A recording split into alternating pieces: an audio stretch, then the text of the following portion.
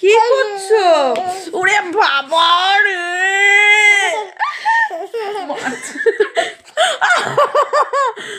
দেখো মাছ মারে মিঠাই মাকে মারছে আর হাসছে।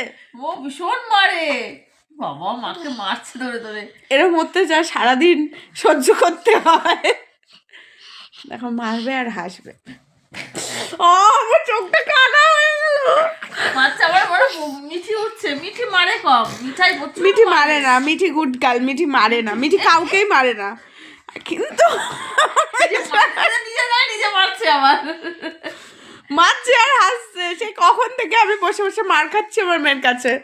কোনো মানে আছে? এগুলি কিন্তু কেউ ভালো ভালো মেয়ে বলবে না, সবাই কিন্তু বলবে পচা বেবি, পচা। এরম মারার কোনো কারণ আছে? আমি কি অন্যায় করেছি তুমি আমাকে মারছো? আমার নাক। ও যদি মেরে আমাকে শান্তি পায় তাহলে তাতেই ভালো, কিন্তু ব্যাপারটা হচ্ছে এখন তো ছোট, এখন জিনিসটা দেখতে ভালো লাগছে, কিন্তু বড় হলে এই জিনিসটা দেখতে ভালো লাগবে না, মোটেও ভালো লাগবে না। এখন তো ছোট, তাই ভালো লাগছে, তাই তো?